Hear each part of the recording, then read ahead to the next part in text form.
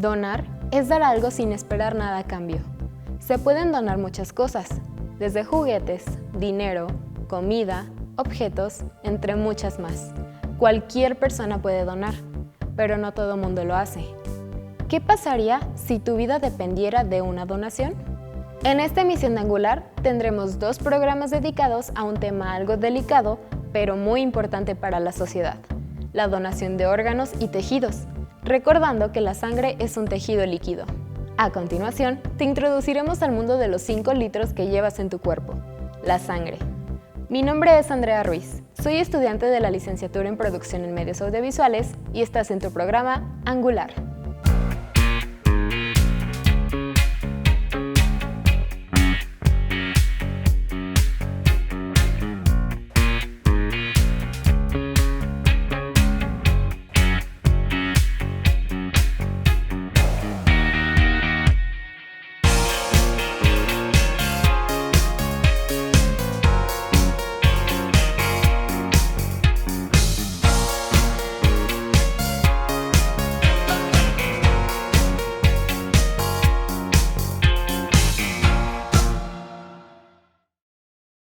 El trasplante de órganos y tejidos se ha vuelto una parte fundamental y delicada en temas tanto legales como éticos, que la mayoría de las personas desconoce.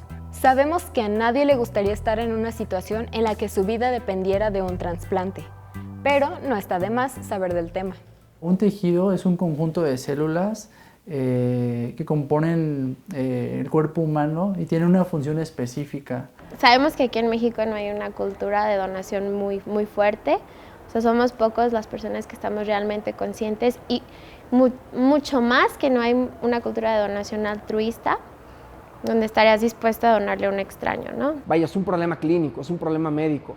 Pacientes anémicos de la tercera edad, pacientes con accidentes que tienen pérdidas sanguíneas, pacientes con sangrados de tubo digestivo altos, sangrados de tubo digestivo bajo, hemorragias cerebrales, pues definitivamente tienen una disminución de su hemoglobina. Y la única manera de reponer la hemoglobina de manera urgente, que en esos casos lo es, pues es con paquetes sanguíneos.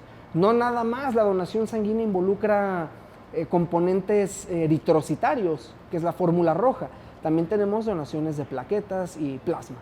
No hay otra forma de obtener este producto si no es a través de una persona que va y deposita esa parte de sí mismo en un banco de sangre. ¿Qué gana una persona de donarle a otra? Pues el simple hecho de que le estás regalando vida.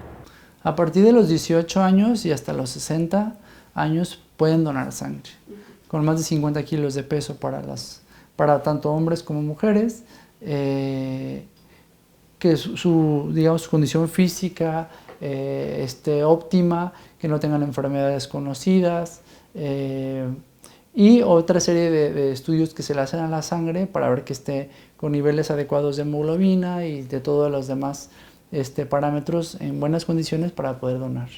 Anteriormente, la donación de sangre tenía remuneración económica.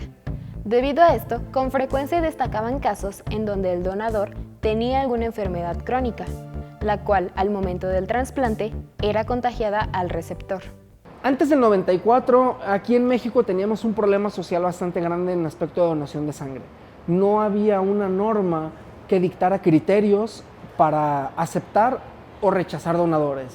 Hasta antes de 1993, cuando se modificó la ley en relación a la donación de sangre, había una compensación económica para los donantes de sangre en los diferentes sitios donde se obtuviera, o sea, los bancos de sangre. Dentro de este parámetro de mala calidad en los criterios de aceptación para los donantes, lo que sucedía era que bancos de sangre clandestinos u hospitales clandestinos trataban de captar la mayor cantidad de donadores porque la necesidad era grande y había gente que pagaba a esos lugares para obtener donadores. Desgraciadamente, también esos donadores tenían repercusiones. Al tener ellos un incentivo económico, realizaban donaciones una vez al mes, 2 veces al mes, cada 15 días y empezaban a tener problemas hematológicos. Era una forma de atraer mayor cantidad o de captar mayor cantidad de donantes para poder a su vez cumplir una demanda de todos nuestros pacientes. Entonces era bastante frecuente que pacientes llegaban con enfermedades contagiosas como la hepatitis C. Actualmente tenemos un problema bastante grande en México con pacientes portadores de hepatitis C y que son candidatos o no a trasplante hepático secundario al daño por la hepatitis, que fue inicialmente una infección adquirida por una transmisión sanguínea. Ya está prohibido y ahorita lo que ahora dependemos de la buena fe de las personas o muchas veces de los amigos y de la propia familia de nuestros enfermos. El 25 de agosto de 1987 se prohíbe en nuestro país la donación de sangre remunerada y se establece en el artículo 327 de la Ley General de Salud la no comercialización de la sangre. La cantidad donada es de 450 mililitros de sangre, lo que representa el 10% de la sangre que posee un organismo. Los hombres pueden ser donadores de sangre cada 2 meses y las mujeres cada 3. Para la donación de plaquetas se puede realizar cada 2 semanas. Las consecuencias definitivamente fueron positivas en el sentido de que teníamos productos más seguros, teníamos mejores respuestas al tratamiento asociado a medicina transfusional y a hemocomponentes y personas que realmente donaban por voluntad propia y no por el estímulo o por buscar como ese beneficio desde el punto de vista económico a través de la donación. En 1981, la Organización Mundial de la Salud exhortó a los países a tener autosuficiencia en sangre y componentes plasmáticos. Y el 25 de agosto de 1987, en México se prohibió la donación de sangre remunerada y la comercialización de la misma. Quédate con nosotros. En el siguiente bloque te mencionaremos algunos beneficios y experiencias sobre la donación de sangre. Estás en tu programa Angular.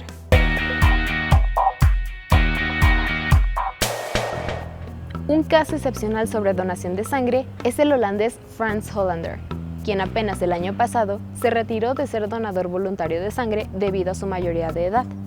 Se estima que donó aproximadamente 333,000 litros de sangre en 518 ocasiones, ayudando a cerca de 1,998 personas. Frans Hollander, de 70 años, es un excelente ejemplo que no cuesta nada donar. Así como él, existe gente que asiste periódicamente a bancos de sangre a donarla, sin importar a quién sea dirigida. A esto se le conoce como un donador altruista. Las desventajas que tenemos es que no hay una cultura de la donación. Eso es algo muy lamentable. El mexicano generalmente es muy solidario cuando se requiere algo, pero de manera voluntaria o altruista, es decir, que uno por iniciativa propia acuda a un banco de sangre, sea público o privado, a disponer o a entregar parte de sí mismo en un lapso de 2 o 3 horas, que es lo que toma todo el proceso. La donación toma 5 o 10 minutos solamente. No se hace frecuentemente. En una familia las probabilidades de encontrar una compatibilidad al 100% solamente son del 30%, o sea, de cada 10, 3 personas dentro de tu familia pueden llegar a ser compatibles contigo y a lo mejor ni siquiera al 100%. Entonces, que haya un extraño por ahí en tu misma comunidad que sea igualito que tú genéticamente y que esa persona tenga la oportunidad de salvarte la vida, al simple hecho de ser una persona sana, o que tú le puedas salvar la vida a algún vecinito, a algún conocido, o sea, eso es súper importante. Hay que llegar con una identificación oficial, llenar un formato de consentimiento y se toma después de eso una primera muestra. Se toman 2 tubos, un tubo donde vamos a realizar el grupo y factor RH, determinar si es A positivo o B positivo el paciente, y otro tubo más para determinar la cantidad de hemoglobina, células de defensas y plaquetas que se necesitan. Dentro de este parámetro, que es una biometría hemática, valoramos que el paciente tenga arriba de 150,000 plaquetas. En el caso de las mujeres, la hemoglobina debe de ser arriba de 13.5 y en el caso de los hombres, arriba de 14.5. En este caso, por ejemplo, en Guadalajara, arriba de 1,500 metros sobre el nivel del mar.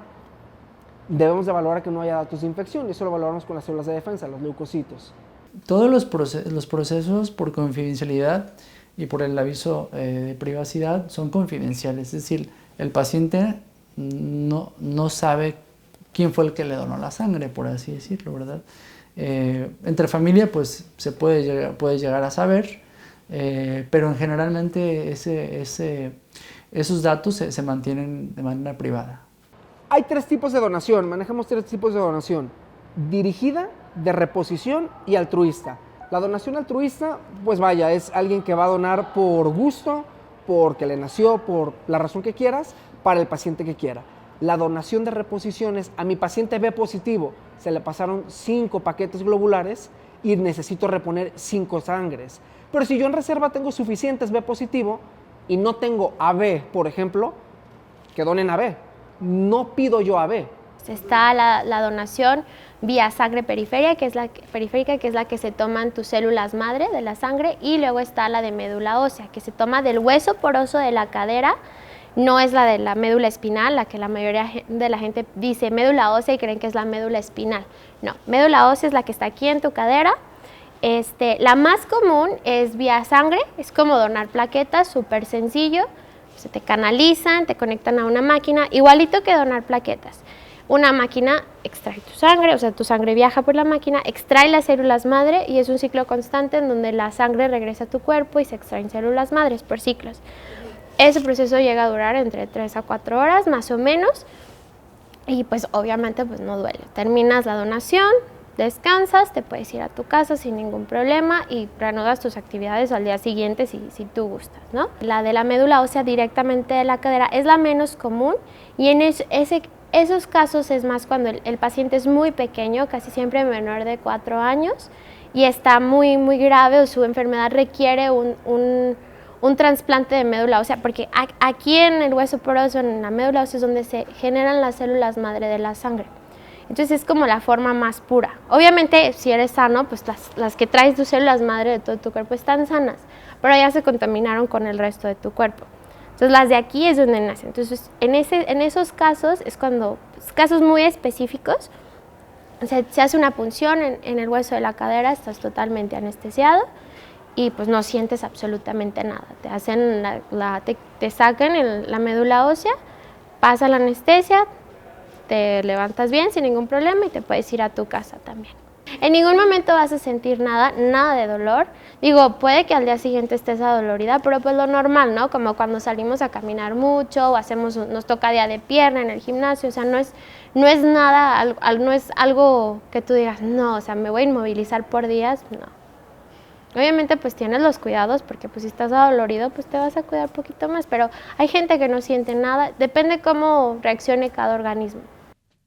Investigadores de la Universidad de Washington han creado los primeros glóbulos rojos artificiales fáciles de almacenar y transportar, y que simplemente con mezclarlos con agua podrían salvar miles de vidas en zonas de guerra o catástrofe donde las transfusiones de sangre se hacen imposibles, dando paso a un gran avance médico: la sangre artificial.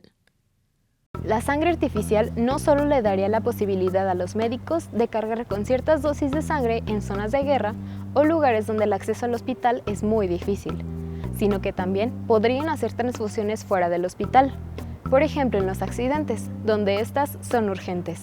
Pero ¿por qué hemos tenido que llegar a crear sangre artificial cuando podríamos recurrir a donadores altruistas? Quédate con nosotros. En el siguiente bloque hablaremos sobre la importancia que representa el donar sangre, así como identificar los tipos de la misma. Estás en tu programa Angular.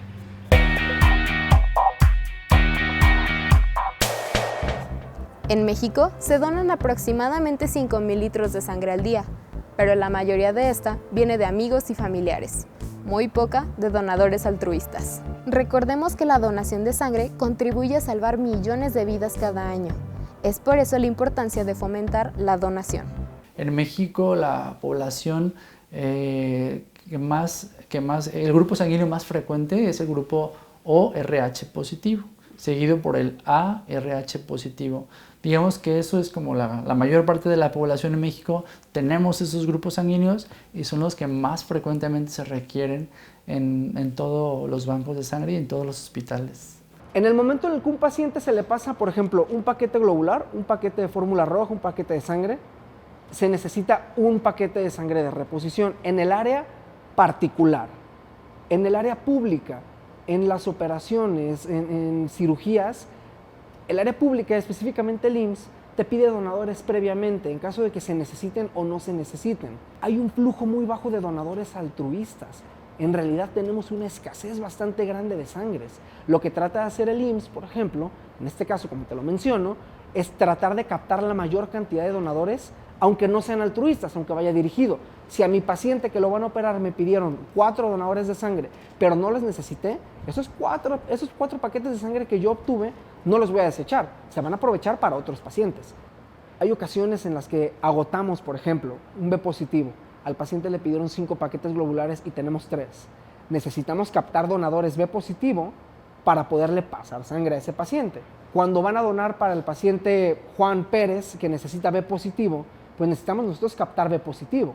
Y llega su familiar que es O positivo, le digo, ¿sabes qué? No te voy a dejar donar para ese paciente porque necesitamos B positivo. Es que me urge la sangre, te pago, ¿de qué manera lo puedo conseguir? Ofrece la gente dinero para que nosotros los dejemos donar. Hay desconocimiento en ese aspecto y es un desconocimiento que viene de años atrás. El problema con la donación de sangre o el requerimiento de sangre es que los familiares se informan en el momento en el que les urge. Hay pacientes que se les dice, tienes una semana en lo que tu paciente entra a cirugía para traerme a los donadores. En cada donación de sangre existen 3 componentes: glóbulos rojos, plasma y plaquetas. Lamentablemente, para conseguir una bolsa de transfusión de plaquetas, son necesarias 5 donaciones de sangre.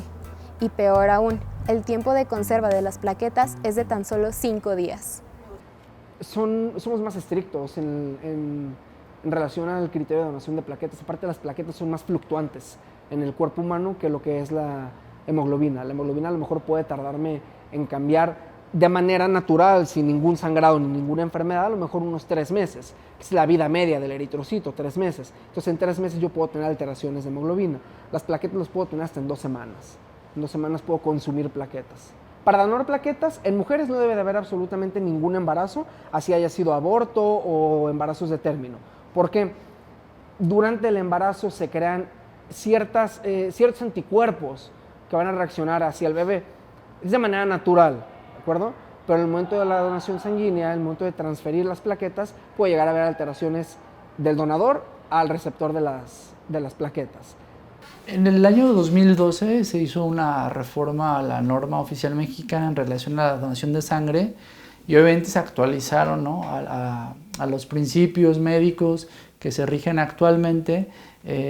Una, porque había cosas que ya eran muy obsoletas, que ahora con las nuevas técnicas de estudios de sangre que se utilizan para todos los hemocomponentes, pues tenemos pruebas más sensibles, más específicas, de mejor calidad y podemos detectar enfermedades de manera más rápida, con periodos de ventana más cortos y por eso se tuvo que actualizar la norma, una para pues poder estar vigentes, poder atraer más donadores sin que esto representara un riesgo a la seguridad del hemocomponente, es decir, de la sangre donada. Eso sería muy positivo y tendríamos más sangre para más pacientes porque la situación, la realidad es que muchas personas llegan a fallecer por falta de hemocomponentes. Todavía a estas alturas del año 2019.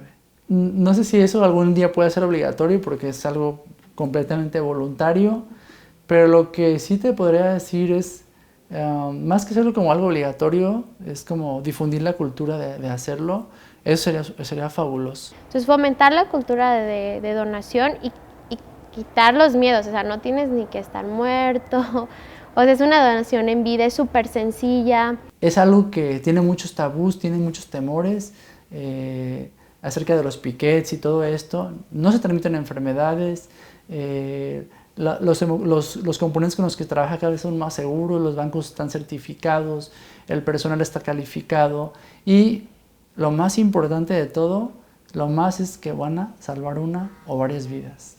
Eso es lo que se van a llevar aquí y tener eso y también saber que algún día ellos pueden ser pacientes y van a requerir de una persona que les done para poder salvar su vida.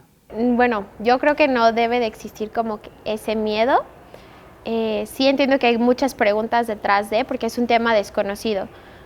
Pero aquí hay dos cosas muy importantes, o sea, que nosotros como individuos y como una comunidad, ya sea universitaria, en donde vives, en donde trabajas, lo que sea, que estés consciente de que, o sea, que tú eres una persona por ti sola que le puede llegar a salvar la vida a alguien. O sea, tú normal, haciendo tu vida normal, puedes llegarle a salvar la vida a alguien, ya sea donación de órganos, ya sea donación de sangre o de médula ósea o de células madres, o sea, tú estando sano, puedes llegarle a salvarle la vida a alguien. Entonces, que nosotros como mexicanos fomentemos esa cultura de donación es muy importante.